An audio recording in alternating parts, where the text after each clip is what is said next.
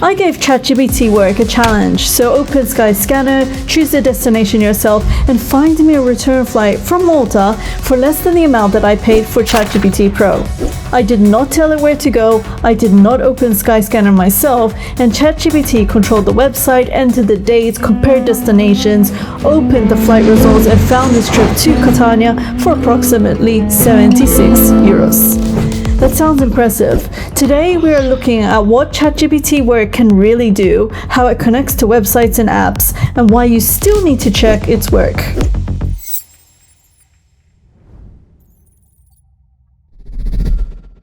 Welcome to Learn Data Easy. This is the channel where we make AI and data easy to understand without the jargon and without the stress.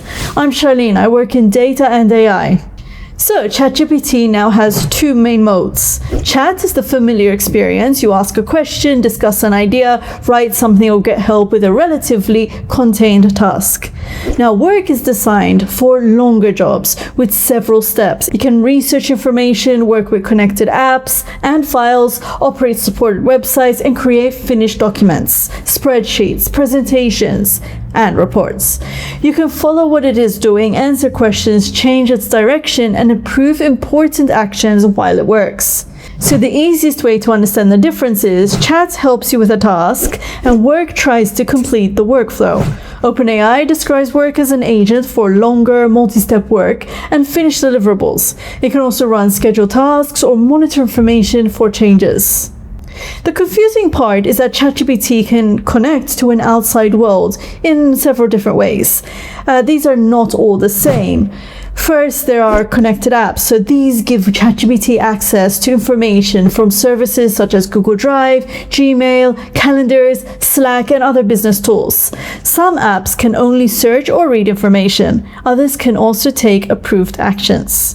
Second, there is a cloud browser, and this is what ChatGPT used in the flight test. So it runs remotely and allows Work to navigate supported public websites. And then third, the desktop app has a built-in browser, and this is more suitable when you need to sign in yourself or work alongside ChatGPT on the same page. So when someone says ChatGPT can now use websites, the important question is what type of website access are they actually talking about? Connected apps can search, reference, synchronize, and in some cases, take actions through external services. OpenAI recommends the cloud browser for supported public websites when an app cannot complete the task. For this task, I wanted something more relatable than asking ChatGPT to produce another business report, because nothing says excitement quite like a 7-page quarterly performance analysis. So instead I gave it the exact amount I paid for ChatGPT Pro, 103 euros. The request was simple. It would choose the destination. It would only have to respect the dates, departure time, and budget. So I switched from Chat to Work and entered the request. So I wanted to open Skyscanner and find me a flight for one person, which costs less than 103 euros, because that's how much I paid for ChatGPT Pro, and from Malta. So flight should leave Friday after, let's say 7 p.m. and arrive back anytime Sunday. Okay, and we're going to add in some more requests. So the weekend should be the weekend of, and I'll give it a date. So let's say the 7th till the 9th of August this year. Okay, let's run this. So I simply instructed Work to open the public Skyscanner website, and after submitting the prompt, Work repeated the requirements back to me. So we can see this here. So one passenger, depart from Malta, leave after 7 p.m. on Friday, return on Sunday, and the fare price. And this was very useful because I could immediately see how it interpreted the task before it even began.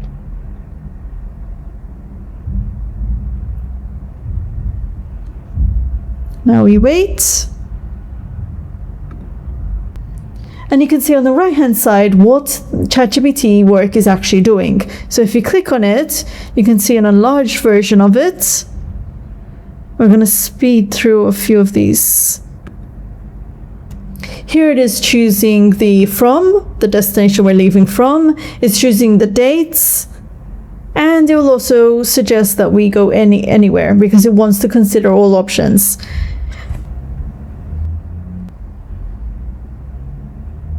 So Work first prepared the browser tools it needed, and then it opened Skyscanner into a remote cloud browser. The browser appears beside the conversation, so it can see both ChatGPT's progress and the website it's controlling.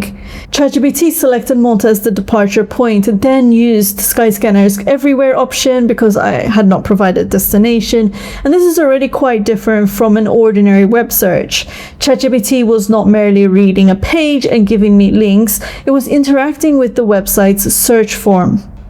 Okay, so after it entered the dates and searched every available destination, Skyscanner returned several possibilities in Italy.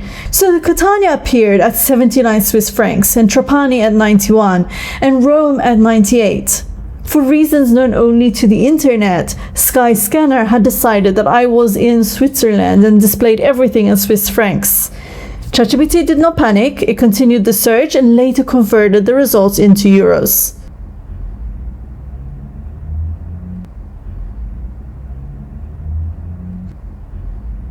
The cheapest destination on the screen was Catania, so it opened that option and started looking at the exact flight times. Skyscanner's Everywhere feature is specifically designed to show inexpensive destinations when the traveler has not chosen where to go. However, Skyscanner says that these discovery prices can be estimates, so the exact flight results still need to be checked.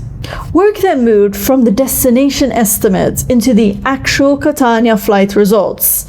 It adjusted the departure time filter to look for a flight leaving Malta after 7 p.m., as I had previously requested. It found a direct KM Malta Airlines flight departing at 9:30 p.m. on a Friday evening and arriving in Catania at 10:15 in the evening. The return flight departed Catania at 11:40 p.m. on Sunday night, and the total displayed price was 79 Swiss francs. At this point, Work opened this seller information and checked the exchange rate so it could compare the price with my 103 euro limit. This is a small but important detail. It did not simply assume that 71 Swiss francs was below 103 euros. It checked the conversion. So, after 4 minutes and 1 second, Work returned its answer. It found a matching trip to Catania in Sicily, and the outbound flight was direct, leaving Malta at 9:30 p.m. on Friday and arriving at 10:15 p.m. The return was also direct, leaving Catania at 11:40 p.m. on Sunday. The total fare was approximately 76 euros, which was comfortably under the 103 euro budget. It also identified the seller and warned me that cabin and checked baggage were not included. So did it pass the challenge? Well, almost. So my instructions said that the flight had to arrive back anytime on Sunday, and technically the flight ChatGPT selected left Catania on Sunday, but it arrived in Malta at 12:30 a.m. on Monday morning. And that is not Sunday. I know, it's only 30 minutes outside of the requirement, but it still means that the result did not completely satisfy the prompt. And this is exactly why these demonstrations need to include the outcome, not just footage of an AI clicking through a website. The process looked intelligent and most of the result was correct, but one small detail changed whether the answer actually met the request. So there was another small limitation. The 76 euro estimate did not include cabin or checked baggage. Depending on what I needed to bring, the final price could increase. And flight prices can change between the search result and the final booking page. Now, Skyscanner says its displayed prices include estimated required taxes and charges, but optional additions such as baggage, seat selection, and insurance can increase the final amount. Prices and availability can also change before booking. This test shows what the cloud browser is good at. It can open supported public websites, it can fill in search fields, it can navigate pages, it can compare options, and it can combine what it sees on the website with reasoning inside the conversation. But it is not the same as giving ChatGPT unrestricted access to the internet. At launch, the cloud browser cannot enter your login credentials, use your password manager, or complete payments. It may also stop if it encounters a CAPTCHA, a blocked page, or a website that does not allow automated access. So ChatGPT could research this flight and take me to the results, but it could not safely complete the payment and book the trip for me. OpenAI says the cloud browser is intended for supported public websites. It pauses when it needs clarification or confirmation, and it cannot complete tasks requiring account sign-in or payment. Websites are only part of ChatGPT Work. You can also connect apps. For example, I could connect Google Calendar and ask Work to find a weekend when I have no events. I could connect Gmail and ask it to find my previous flight confirmation. I could connect Google Drive and ask it to save the final itinerary. Some connections only allow ChatGPT to retrieve information. Others can take actions depending on the app, your plan, your permissions, and the approval settings. Apps can be connected through ChatGPT's plugin or app directory and invoked directly inside a prompt. The flight search is a fun example, but it is still a relatively small task. The larger idea behind Work is that it can carry information through a longer workflow. It could find a free weekend in your calendar, search for a destination, compare flight options, research airport transfers, create an itinerary, and prepare calendar events. For business use, the same structure could involve reading customer feedback or checking internal documents, researching competitors, and producing a finished presentation. The important change is not that ChatGPT can click a button. The change is that it can combine reasoning, connected information, browser actions, and finished deliverables inside of one task. So, could ChatGPT find me a flight for less than 103 euros that I paid for Pro? Yes, it found a direct return trip to Catania for approximately 76 euros. But did it completely follow my instructions? Well, no. The flight arrived 30 minutes into Monday, even though I had asked to return on Sunday, and the advertised price did not include baggage.